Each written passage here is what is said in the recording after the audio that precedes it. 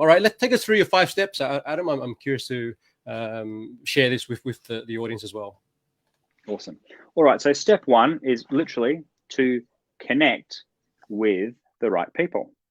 So the flip side of just accepting people willy-nilly is to be deliberate and strategic, and to find those Dream 100 prospects and to actually reach out to them and send them a connection request with a note basically explaining why you're reaching out to them.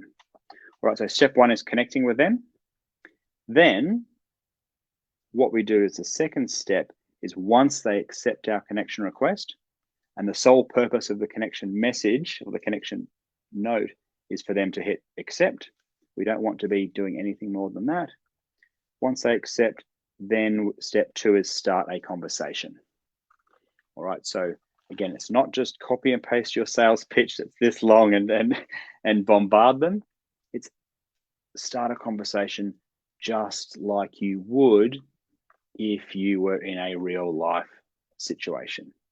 So in real life, we very rarely meet somebody for the first time and all of a sudden forget what to say next. But on LinkedIn, nearly always people connect and then say we've met for the first time, Amp. We connect and then, hi Amp, I'm Adam. And you go, g'day Adam, nice to meet you. And then I go, oh, I don't know what to say. I don't want to annoy Amp in case he thinks I'm like this slimy salesperson or this marketing dude. So I'm just going to not say anything else. In real life, that would be totally weird. But on LinkedIn, that's what people do all the time because they don't know what to say. Yet that never happens in real life. And so that's why that conversation starter piece seems so obvious and so easy. But the amount of people I've spoken to, and you will have experienced this with people, that you've spoken to and people listening or watching this, is that the biggest fear is, I don't want to be one of those people. I don't want to come across as pushy or salesy or any of this. And I don't know what to say, so I say nothing.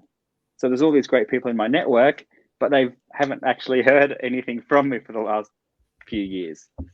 So anyway, conversation starters are really important.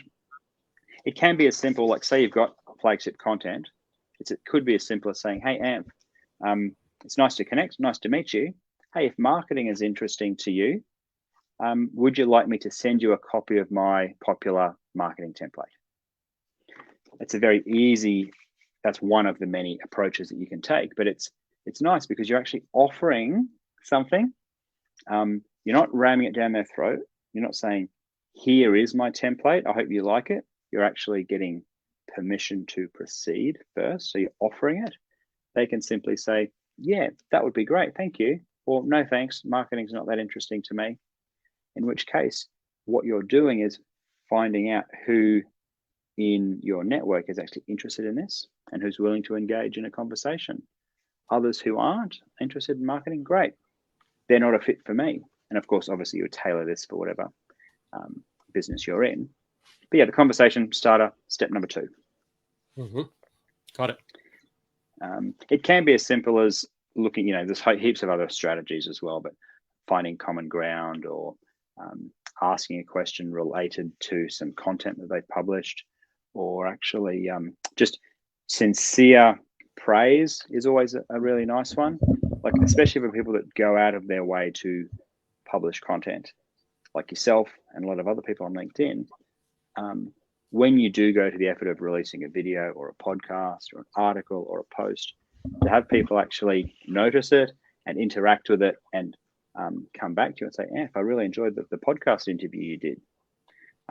It's very natural for people to gravitate towards people that have shown an interest in their content. And so, yeah, that's a really nice conversation starter too, to acknowledge that they've done something good, that you admire it, and follow on with some sort of question that they can respond to. And that's so easy and so overlooked. Like I could count, on one hand, the number of thank yous I had, on LinkedIn in the past 5 years. Like it's literally, like you say, just we know the effort it takes to produce content, right? Like it's not something you bang up in 5 minutes, and sometimes it is, but in most cases we've planned it.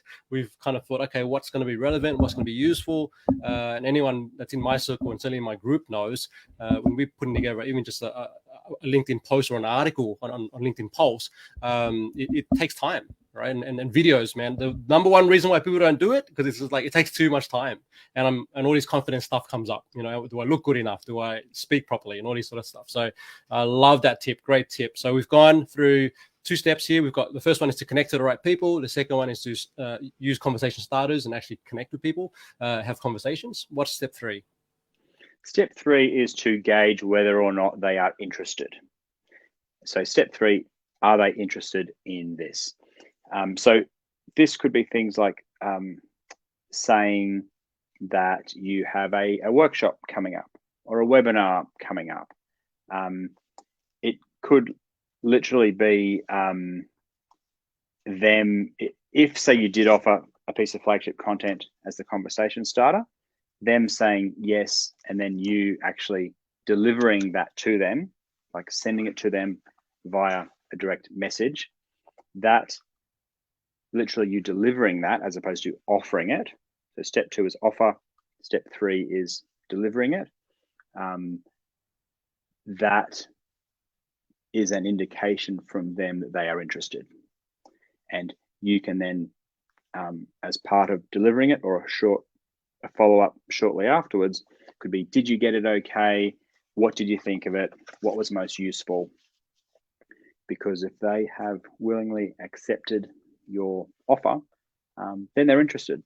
They may not be ready to buy, they may not be, super engaged, but they are loosely interested in what you have to say. So step 3 is that there's interest.